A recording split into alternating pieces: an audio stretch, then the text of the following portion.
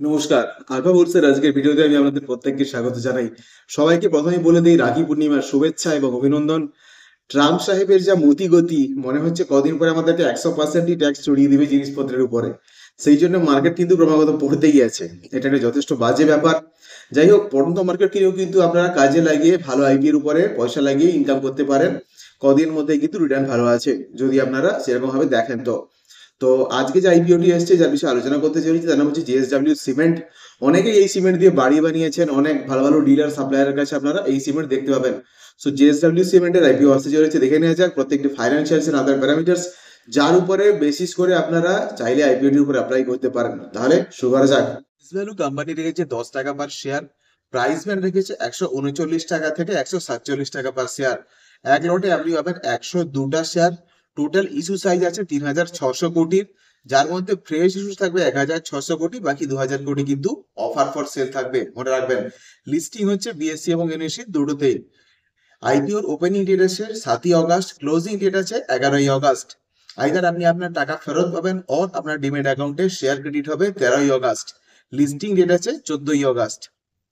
রিটেলে আপনি এক লটে পাবেন 102টা শেয়ার, যার জন্য আপনাকে দিতে হবে 14,994 টাকা। রিটেলে ম্যাক্সিমাম আপনি 13 লটের জন্য অ্যাপ্লাই করতে পারবেন, যার জন্য আপনাকে দিতে হবে 1,94,922 টাকা। স্মল এইচআরআই মিনিমাম ক্যাটাগরিতে আপনি 14 লটের জন্য অ্যাপ্লাই করতে পারবেন, যার জন্য আপনাকে দিতে হবে 2,09,916 টাকা। স্মল এইচআরআই ম্যাক্সিমাম ক্যাটাগরিতে আপনি 66 লটের জন্য অ্যাপ্লাই করতে পারবেন, যার জন্য আপনাকে দিতে হবে 9,89,604 টাকা। এই জন্য এই বিগ ক্যাটাগরিতে আপনি 67 লটের জন্য অ্যাপ্লাই করতে পারবেন, যার জন্য আপনাকে দিতে হবে 10,04,598 টাকা। এবার দেখা যায় কোম্পানির ফাইন্যান্সিয়ালস এর আদার প্যারামিটার্স। অ্যাসেট বেড়েছে উত্তরোত্তর বছরে, আমরা দেখতে পাচ্ছি, এটা খুবই ভালো ব্যাপার। 2023-এ ছিল 10,214, 218। 2024-এ দাঁড়ায় 11,318। 25-এ দাঁড়ায় 12,003। Net income total, company total income বেড়েছে। 23-এ ছিল 5,982, 24-এ দাঁড়ায় 6,114, 25-এ দাঁড়ায় 5,914।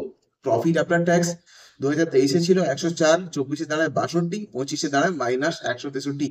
ইবিডা 2023-এ ছিল 824, 24-এ দাঁড়ায় 1,035, 25 দাঁড়ায় 815। নেট ওয়ার্থও বেড়েছে, যেটা যথেষ্ট ভালো ব্যাপার। 2023-এ ছিল 2,292, 24-এ দাঁড়ায় 2,464, 25-এ দাঁড়ায় 1,287, 2,352। টোটাল বরোইংও কিন্তু কোম্পানির ভীষণ বেশি পরিমাণে আছে।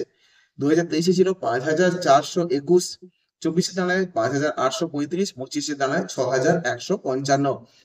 এবার দেখা যাক কি পারফরমেন্স ইন্ডিকেটর ভ্যালুস।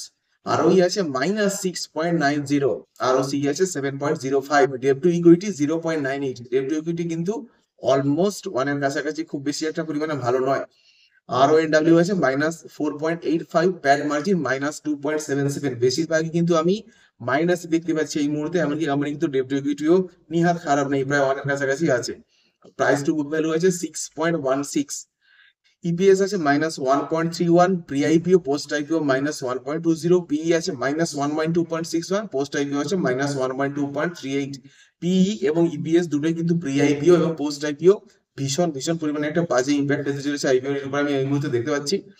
এবারে দেখা যাক আজকে কোম্পানি যতটা পরিমাণে সাবস্ক্রিপশন রেট পেয়েছে। তো আজকে আছে 0.19, মানে মাত্র 19%-এর কাছাকাছি কিন্তু আইপিওটি সাবস্ক্রিপশন রেট পেয়েছে।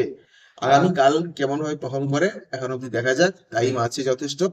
এবার দেখা যাক grey market premium. Grey market premium এই মুহূর্তে চলছে কিন্তু আজকে, অর্থাৎ 8 তারিখ, 13 টাকা।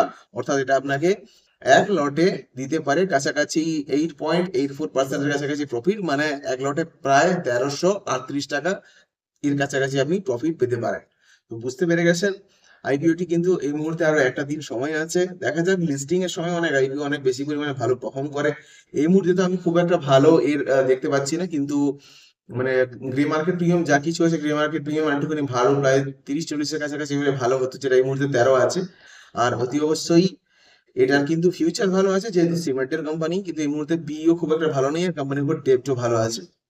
প্রত্যেকটি জিনিসপত্রই আপনারা দেখে শুনে অ্যাপ্লাই করবেন।